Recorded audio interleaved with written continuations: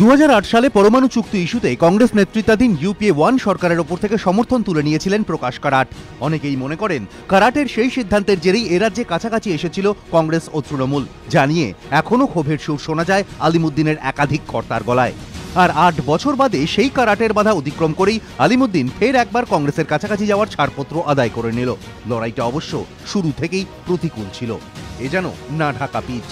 কারণ সংখ্যার বিচারে পলিট ব্যুরোতে জোটের পক্ষে ছিলেন মাত্র 5 জন, বিপক্ষে 11। কিন্তু সূত্রের খবর শুরু থেকেই আক্রমণাত্মক মেজাজে ছিলেন সূর্যকান্ত মিশ্ররা। পলিট ব্যুরোতে জোটের পক্ষে দুরন্ত সওয়াল করেন সূর্য সেলিমরা, বুঝিয়ে দেন এবার তারা খালি হাতে ফিরে যেতে আসেননি।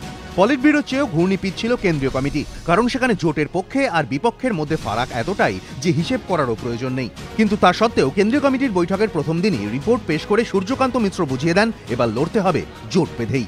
তিনি বলেন, পশ্চিমবঙ্গে যে পরিস্থিতি তৈরি হয়েছে তা নজিরবিহীন। তৃণমূলের সন্ত্রাস লাগাম ছাড়া, পার্টি কর্মী, নেতা থেকে শুরু করে সাধারণ মানুষ সকলেই আক্রান্ত।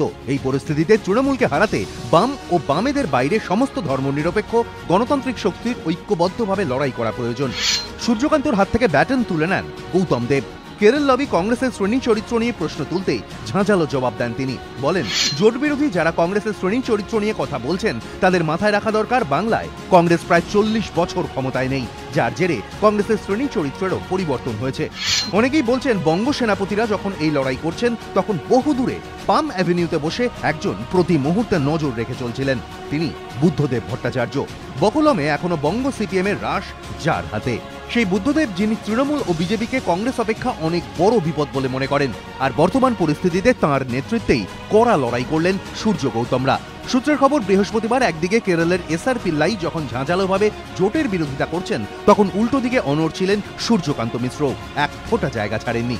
প্রকাশ কারাট, বৃন্দা কারাটরা জোটের জোরালো বিরোধিতা করে চললেও অনমনীয় থেকেছে বঙ্গ ব্রিগেড। আর শেষ পর্যন্ত এই অনমনীয় মনোভাবই জয় ছিনিয়ে আনলো।